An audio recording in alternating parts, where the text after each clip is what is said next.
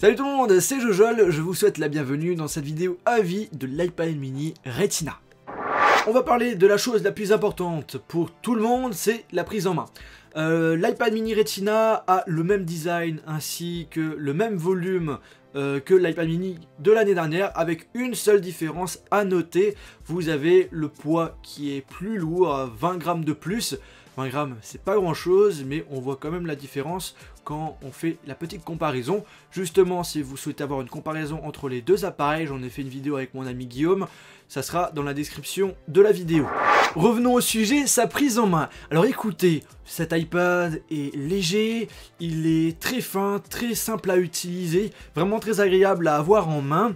Au niveau des dimensions, je préfère largement les dimensions de cet iPad mini par rapport à d'autres tablettes du genre l'iPad Air, où là l'écran il est tellement grand qu'au final on peut pas l'utiliser facilement dans certains cas, par exemple pour écrire des messages ou encore pour jouer à certains jeux. L'iPad Air c'est pas forcément très pratique, alors que sur l'iPad mini, l'écran de 7,9 pouces suffit amplement pour jouer à des jeux, envoyer des messages, aller sur internet, etc. L'iPad mini Retina est l'une des tablettes les plus rapides qui existent sur le marché. Il est composé du processeur A7 en version 64 bits, mais ce qu'il faut savoir c'est que l'iOS 7 est tellement bien programmé, tellement bien codé, qu'au final même les anciennes générations restent tout de même rapides. Quand on a fait la comparaison entre la première génération et la deuxième génération, en ce qui concerne le test d'ouverture d'applications de base d'installer sur nos appareils, et bien là il n'y avait pas réellement de différence. Cependant la différence se voit dans les autres applications gourmandes, comme par exemple les jeux, où là le chargement est bien plus rapide sur l'iPad mini Retina. Enfin, au niveau de la fluidité, l'appareil est bien plus fluide par rapport à celui de l'année dernière, que ce soit dans les menus, dans les réglages, sur le springboard. On voit vraiment qu'il n'y a aucun lag, alors que l'iPad mini de l'année dernière, on voyait quand même quelques petits bugs par-ci, par-là.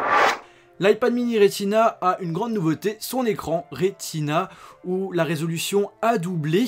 Ce qu'il faut savoir, c'est qu'on voit vraiment la différence entre la première génération et la deuxième génération lorsqu'on est sur le springboard, lorsqu'on est en train de naviguer sur internet, ou encore dans des applications où il y a du texte. Cependant, lorsqu'on est en train de jouer, lorsqu'on est en train de regarder des vidéos, et bien là, on a du mal à voir la différence entre la première génération et la deuxième génération. Pour les jeux, je pense que ça vient du fait que pour l'instant, la plupart des jeux ne sont pas compatibles entièrement avec la version 64 bits, du coup on a du mal à voir la différence.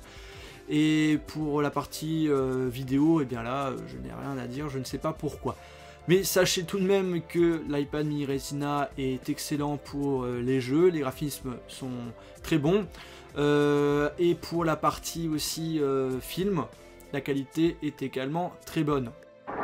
Un des points négatifs que je donne sur l'iPad mini, et ça sera le seul, c'est au niveau des haut-parleurs. C'est comme l'iPad Air, l'appareil il est tellement fin qu'au final, au niveau des haut-parleurs, lorsque vous allez mettre la musique à plus de 75%, et bien là, l'appareil vibre un peu à cause des basses. Du coup, c'est pas pratique dans certains cas. Quand vous avez l'appareil en main, vous vous demandez mais qu'est-ce qui se passe? Alors je sais pas si dans les prochaines tablettes ils ont l'intention de réparer tout ça, mais pour l'instant c'est le sacré problème pour l'iPad mini Retina et l'iPad Air. Pour finir, on va parler de l'autonomie que je trouve plutôt bonne.